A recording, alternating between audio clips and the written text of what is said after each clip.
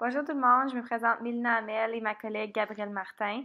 En raison d'un empêchement, on ne pouvait pas être en ligne le 28 mai, donc on présente notre fiche thématique sous forme de vidéo. Alors, la voici. Lors de notre présentation, on va vous parler de 4 différentes théories situationnelles. Donc, la première, ça va être le modèle de contingence de Fiedler. La deuxième, ça va être le modèle décisionnel de Vroom et Yetton. La troisième, la théorie de l'efficacité de Redin. Et finalement, on va terminer avec la théorie du leadership situationnel de Hershey et Blanchard. Pour commencer, je vais vous faire un petit résumé de la théorie situationnelle. Donc, la théorie situationnelle du leadership explique que les leaders s'adaptent selon différentes variables afin d'exercer leur leadership. En effet, les leaders vont s'adapter selon leur motivation, la capacité des personnes qui les suivent, le contexte ou encore leur état mental ou émotionnel afin de prendre des décisions. Ceci dit, ils peuvent changer leur style de leadership dépendamment de la situation. Donc, en gros, qu'est-ce que ça veut dire? C'est que les 4 théories dépendent des facteurs externes autour des leaders qui vont décider vraiment la façon qu'ils vont s'adapter et prendre leurs décisions dans leur milieu de travail. OK. Donc, pour la première théorie, nous allons vous parler du modèle de la contingence de Fred Fiedler, qui a été créé en 1967. Dans son modèle de la contingence, Fred Fiedler fait la différence entre 3 variables qui influencent le style de leadership qu'un leader va exercer dans une situation. Il commence en se demandant quel type de leader serait plus susceptible d'obtenir une bonne collaboration et une bonne performance de ses collaborateurs. Est-ce que ça serait le leader qui est plutôt axé sur les relations ou ça serait plutôt celui qui est de style autoritaire?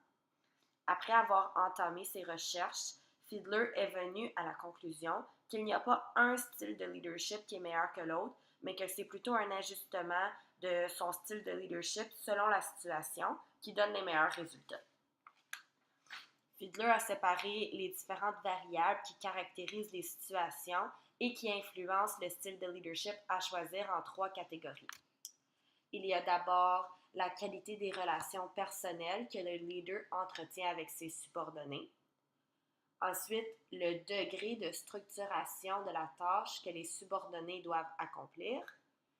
Puis, le degré de pouvoir que le leader possède dans son poste d'autorité. Il s'agit donc de prendre en considération la combinaison des variables de notre situation afin d'exercer le bon type de leadership. Pour obtenir plus d'informations concernant ce modèle, vous pouvez aller consulter l'article de Brunet et Bordelot qui est en note de bas de page. Donc, comme deuxième théorie situationnelle, on a le modèle décisionnel de Vroom et Yetton. Donc, ce modèle met l'emphase sur le style de leadership à utiliser lors du processus de prise de décision. Les chercheurs ont été capables de créer un répertoire de 5 styles différents en ce qui concerne les différentes prises de décision. Fait que lorsqu'on parle du leadership, on met vraiment l'accent sur le leader qui a la capacité d'action et de choix, mais aussi que les subordonnés ont une certaine influence sur la décision finale. Si on regarde maintenant le tableau, donc dans la première colonne, on a le style autocratique 1.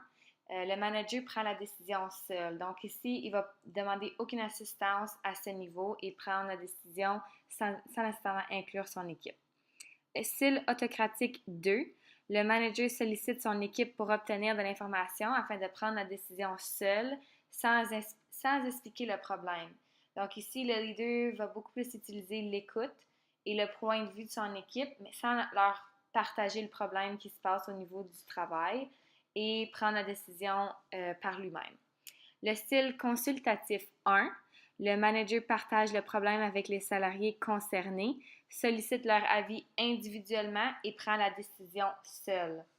Donc, il fait plus de recherches à travers son équipe, écoute un peu les problèmes d'une manière individuelle, mais termine encore une fois la décision finale seul.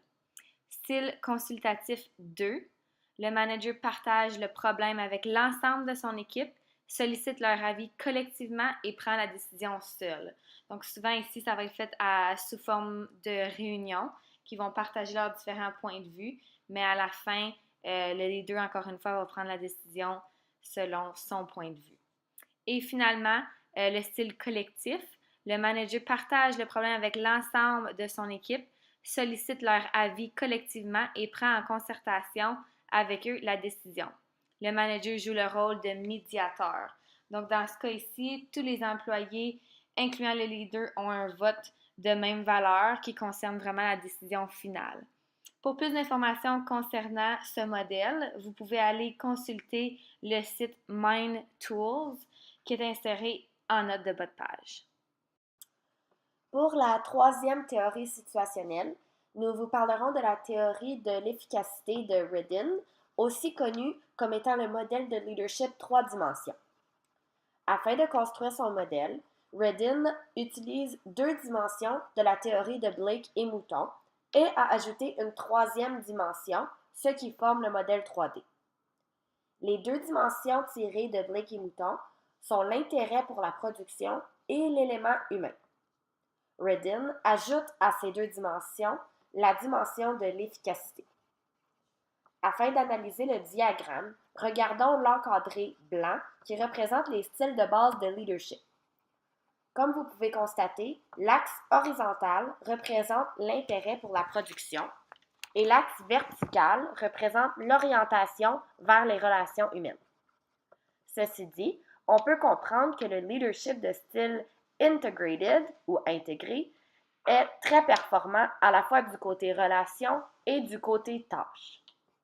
Le leadership du style related ou apparenté mise beaucoup sur les relations, mais très peu sur la tâche.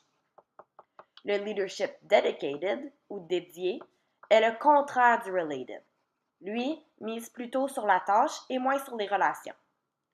Dernièrement, il y a le leadership separated ou séparé, qui lui ne mise pas sur la relation et non plus sur la production de la tâche. Dépendamment de la situation dans laquelle ils sont utilisés, ces styles peuvent être efficaces ou inefficaces. Si on regarde l'encadré orange, on peut constater les noms qu'ils donnent au style de leadership alors qu'ils sont utilisés inefficacement. Donc, on a missionary, compromise, deserter et autocrat. Au contraire, dans l'encadré bleu, on voit les noms qu'ils donnent au même style de leadership, mais lorsqu'ils sont utilisés dans des bonnes situations où ils deviennent efficaces. Donc ici, on a developer, executive, bureaucrat et benevolent autocrat. Ces 8 noms de leadership deviennent alors les 8 styles que Redin a créés afin d'expliquer sa théorie 3D ou sa théorie de l'efficacité. Afin d'en apprendre davantage sur qu'est-ce qui caractérise ces 8 différents styles, vous pouvez vous référer au site Perco qui est en note de bas de page. Comme dernière théorie, on a la théorie du leadership situationnel de Hershey et Blanchard. Selon ces chercheurs, il n'existe aucun bon style de leadership. Afin d'être un bon leader, l'individu doit être en mesure de choisir un style de leadership bien adapté à la situation, mais aussi d'être en mesure de développer l'autonomie de ses collaborateurs. Donc, d'avoir un employé qui est autonome en étant compétent, donc savoir bien faire son travail, mais aussi d'être motivé à le faire. Si on regarde maintenant le tableau, on peut observer qu'il y a 4 styles de leadership à adopter selon les circonstances et la situation.